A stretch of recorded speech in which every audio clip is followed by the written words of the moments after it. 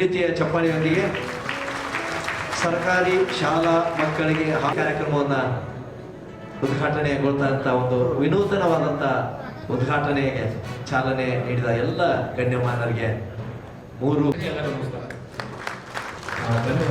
Hiremath sir. Horticulture communities ಜೊತೆ ಯಾವ ರೀತಿ ಅವರು ಬೆಳವಣಿಗೆ ಮಾಡಬೇಕು ಅದನ್ನ ಇನ್ಫಾರ್ಮೇಶನ್ ಪಡೆದು ಸೊ ಈಗ ನೋಡೋದೇನಪ್ಪ ಅಂತಂದ್ರೆ ಜೇನು ಕೃಷಿ, ಜೇನಿಗೂ ಬಹಳಷ್ಟು ಮಹತ್ವ ಕೊಡಬೇಕಾಗ್ಯದ ನಾವು. ಯಾಕಂದ್ರೆ ಬಹಳಷ್ಟು ತೋಟಗಾರಿಕೆ ಬೆಳೆಗಳಾಗಿರ್ಬೋದು ಅಥವಾ ತರಕಾರಿ ಬೆಳೆಗಳಾಗಿರ್ಬೋದು, ಅಲ್ಲಿ ಉತ್ಪಾದನೆಯನ್ನು ಹೆಚ್ಚು ಮಾಡೋದು ಮೊದಲು ಬೇರೆ ಬಹಳಷ್ಟು ಮೆಟ್ರೋ ನಗರಗಳಲ್ಲಿ ಇದು ಇತ್ತು. ಇವಾಗ ಇದು ನಮ್ಮ ಜಿಲ್ಲೆ ಹಂತಕ್ಕೂ ಬಂದಿದೆ. ಮಶ್ರೂಮ್ ಸಹಿತ ನಾವು ಇದನ್ನ ಈ ಒಂದು ವಿಚಾರಗಳನ್ನು 4 ಮೀಟರ್ 6 ಮೀಟರ್ ಬೇರೆ ಬೇರೆ ಅಂತರಗಳ ಬೆಳೆ ಇರುತ್ತದೆ. ಈ ಇಂಟರ್ ಕ್ರಾಪ್ ಆಗಿ ನಾವು ಇಲ್ಲಿ ಬಾರ್ಡರ್ ಕ್ರಾಪ್ ಬೆಳಿಬಹುದು.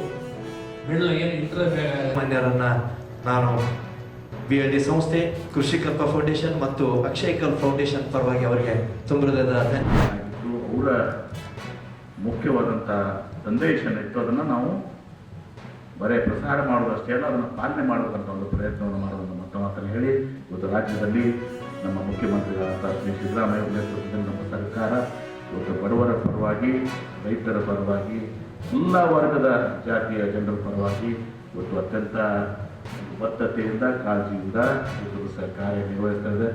5 ಗ್ಯಾರಂಟಿಗಳ ಮೂಲಕ 5 ಗ್ಯಾರಂಟಿಗಳ ಮೂಲಕ ಇವತ್ತು ದೊಡ್ಡ ಕ್ರಾಂತಿಯನ್ನು ನಮ್ಮ ಮುಖ್ಯಮಂತ್ರಿಗಳಾದ ಸಿದ್ದರಾಮಯ್ಯ ಅವರು ಈ ರಾಜ್ಯದಲ್ಲಿ ಮಾಡಿದ್ದಾರೆ. ಸುಮಾರು 65,000 ಕೋಟಿ ರೂಪಾಯಿ ಇವತ್ತು ಸಹ ಬಡವರ ಸಲುವಾಗಿ ಎಲ್ಲ ಜಾತಿ ವರ್ಗದ ಸಲುವಾಗಿ ಇವತ್ತು ಗೃಹಲಕ್ಷ್ಮಿ ಯೋಜನೆ, ಅನ್ನಭಾಗ್ಯ ಯೋಜನೆ, ಶಕ್ತಿ ಯೋಜನೆ, ಯುವ ನಿಧಿ ಯೋಜನೆ ಎಲ್ಲವನ್ನ ಅನುಷ್ಠಿಸಿಕೊಡುವ ಮೂಲಕ ಅದರಲ್ಲಿ ನಮ್ಮ ವಿಜಯಪುರ ಜಿಲ್ಲೆ ಇವತ್ತೊಂದು ಪ್ರಥಮ ಆಗಿದೆ. ನಂಬರ್ 1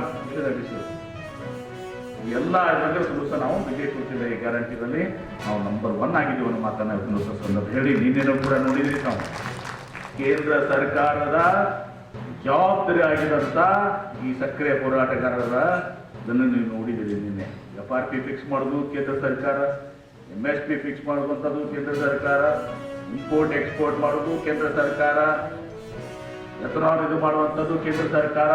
ಇಷ್ಟೆಲ್ಲ ಇದ್ದು ಕೂಡ ಇವತ್ತು ರೈತರು ಹೋರಾಟ ಮಾಡ್ತಾ ಇದ್ರು. ರೈತರನ್ನ ದಾರಿ ತಪ್ಪಿಸುವಂತ ಒಂದು ಷಡ್ಯಂತ್ರ ನಡೆದಿತ್ತು. ನಮ್ಮ ಮುಖ್ಯಮಂತ್ರಿಗಳ ವಿರೋಧವಾಗಿತ್ತು ಸರ್. ಇದನ್ನು ಮಾಡುವ ಉದ್ದೇಶವನ್ನು ಹುನ್ನಾರ ನಡೆದಿದ್ದನ್ನ ಕೇಂದ್ರ ಸರ್ಕಾರದ ಜವಾಬ್ದಾರಿ ಆಗಿದ್ರು ನಮ್ಮ ಮುಖ್ಯಮಂತ್ರಿಗಳಾದ ಸಿದ್ದರಾಮಯ್ಯನವರು ಅದನ್ನು ಬಗೆಹರಿಸಿ ಇವತ್ತು ರೈತರ ಪಾಲಿಗೆ ಇವತ್ತು ನಾವು ತಮ್ಮ ಬದ್ಧತೆಯನ್ನ, ತಮ್ಮ ಕಾಳಜಿಯನ್ನ ಮತ್ತೊಮ್ಮೆ ಪ್ರದರ್ಶನ ಮಾಡಿರೋ ಮಾತನ್ನ ಈ ಸಂದರ್ಭದಲ್ಲಿ ಹೇಳಿ, ಇವತ್ತು ಮತ್ತೊಮ್ಮೆ ನಾವೆಲ್ಲರೂ ಕನಕದಾಸರ ಒಂದು ಮಾರ್ಗದಲ್ಲಿ ನಡೆಯೋ ಮಾತನ್ನು ಸಹ ಹೇಳಿ, ನಾನು ಬಹಳ ಸಂತೋಷದಿಂದ ಈಗ ಇವತ್ತು ಕನಕದಾಸರ ಜಯಂತಿಯಲ್ಲಿ ಪಾಲ್ಗೊಂಡಿದ್ದೀನಿ. ಇದರ ನಂತರ ನನಗೊಂದು ಯಾಕಂದ್ರೆ ನಾವು ನೀರಾವರಿ ಖಾತ್ರಿ ಆಯಿತು,